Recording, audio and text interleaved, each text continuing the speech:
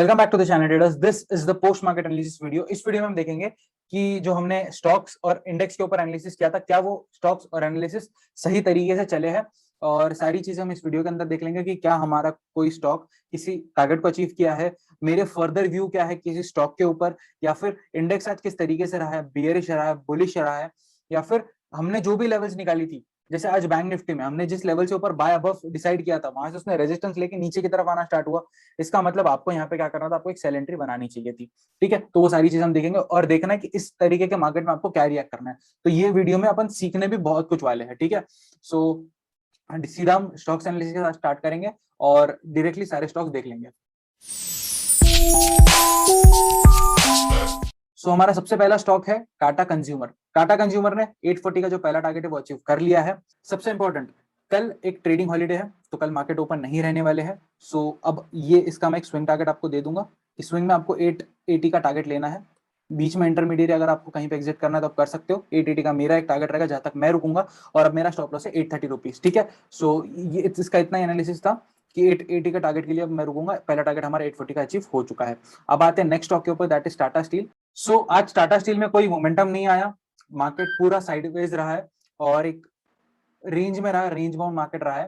ठीक है, सो इतना कोई बड़ा ट्रेड या एनालिसिस, मतलब हमारा एनालिसिस काम नहीं आया है। बट अब इस लेवल से ब्रेकआउट या ब्रेकडाउन के ऊपर ब्रेकआउट या ब्रेकडाउन आएगा तो अबव के टारगेट से 1514 1560, अगर नीचे टूटता है तो नीचे के टारगेट से 1460 एंड 1440। सो स्टॉक का एनालिसिस इतना ही था। अब आते हैं नेक्स्ट स्टॉक के ऊपर, दैट इज ऑरो फार्मा। और ऑरो फार्मा कल अगर आपने देखा होगा तो एक रेक्टेंगल पैटर्न के नीचे आके रुक चुका था।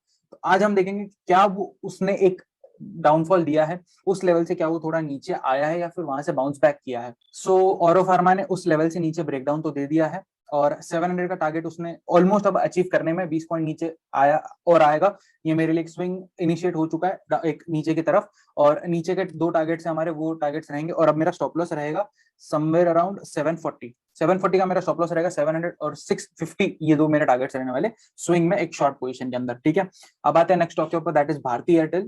सो भारती एयरटेल के अंदर हमने क्या किया था, एक ट्रेंड लाइन बनाई थी जो यहां से शुरू होकर यहाँ पे जा रही थी, और इसके ब्रेकआउट या ब्रेकडाउन के लिए हम रुकने वाले थे कि इसका ब्रेकआउट या ब्रेकडाउन आएगा और हम एक ट्रेड इनिशिएट करेंगे। एक नीचे की तरफ मोमेंटम आया और हमने लेवल बनाई थी कि 620 से नीचे हमको सेलिंग पोजीशन क्रिएट करनी है।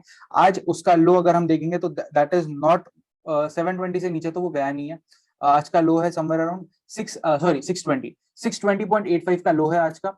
सो अब कल अगर 620 ब्रेक होता है तो 600 का टारगेट हमारा रहेगा, और ये एक स्विंग में टारगेट ले लेना। अगर ऊपर जाता है तो इस ट्रेंड लाइन का टारगेट आपका रहेगा। यहाँ से अगर रेजिस्टेंस लेके ऊपर जाता है तो उस ट्रेंड लाइन का टारगेट आप लेके चल सकते हो। ठीक है, सो अब आते लास्ट स्टॉक के ऊपर, दैट इज एलएनटी, जो हमारे लिए एक ब्रेकआउट स्टॉक था। Inverted head and shoulder pattern था, उसके बाद में एक रेक्टेंगल पैटर्न का ब्रेकआउट था, एक डबल बॉटम पैटर्न भी था। ये सारी चीजें थी, फिर भी ये स्टॉक ने ब्रेकआउट नहीं दिया है। ठीक है, सो ये रहा आपका एक हेड एंड शोल्डर पैटर्न, ये रहा आपका एक डबल बॉटम पैटर्न, और इसका ब्रेकआउट मेरे हिसाब से ये था कि यहाँ से रिटेस्ट करके ऊपर जाएगा।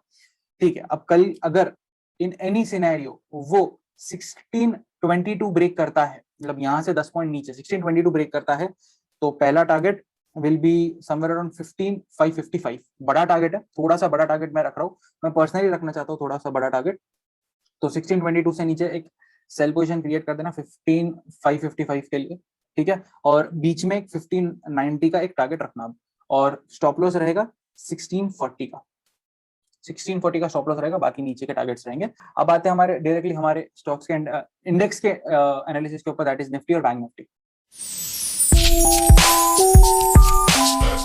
सो निफ्टी के अंदर हमने बोला था कि मेरे हिसाब से गैप अप होने वाला है मार्केट, और आपको दिख रहा है मार्केट गैप अप की तरफ गया, गैप अप हुआ, और हमारा जो पहला टारगेट था 16680 का वो अचीव हुआ। वहां से मार्केट ने रेजिस्टेंस लेके नीचे की तरफ आया, नीचे आया 590 ब्रेक किया, 500 की तरफ वो जा रहा था। आज का अगर मैं लो बताऊं that is 535।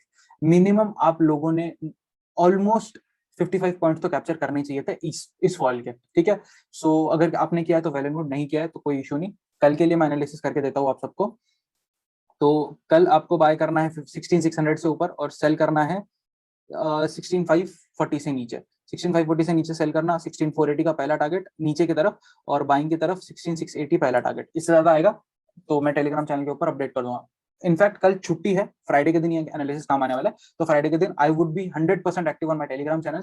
I am going to post my personal trades, मैं बहुत कुछ डालने वाला हूँ फ्राइडे के दिन, तो आज ही ज्वाइन कर लो सो दैट आपको फ्राइडे के दिन की सारी चीजें मिल जाए। इसी के साथ हम आते हैं नेक्स्ट स्टॉक के ऊपर, नेक्स्ट इंडेक्स के ऊपर, दैट इज बैंक निफ्टी। और बैंक निफ्टी में देखते हैं कि एग्जैक्टली क्या हुआ है। सो बैंक निफ्टी में मैंने आप सबको बोला था कि एक BTST बाय हो चुका है, बाय एक्टिवेट हो चुका है, तो आपको क्लियरली दिखेगा यहाँ से बाय ट्रेड आया 36,200 तक वो गया, वहां से उसने रेजिस्टेंस लिया और सीधा एक फॉल दिया, जो हमारा फाइनल टारगेट था 35,400 का, एक सेलिंग लेवल का, वो अचीव हुआ है। तो नहीं कुछ भी तो भी 35,800 से आपको सेल पोजीशन क्रिएट करनी नहीं चाहिए थी, या फिर 36,000 से नीचे तो करनी ही चाहिए थी। 36,000 तो मिनिमम, क्योंकि ये एक साइकोलॉजिकल रेजिस्टेंस था या फिर सपोर्ट था जो ब्रेक हो चुका था।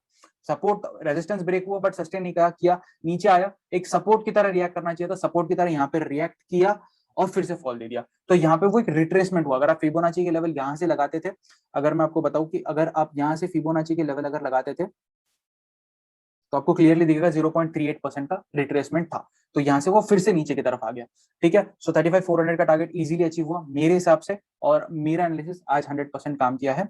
अब देखते हैं कि कल के लिए मेरी क्या लेवल्स है, कल किस तरीके से मार्केट रिएक्ट करेगा मेरे व्यू के हिसाब से।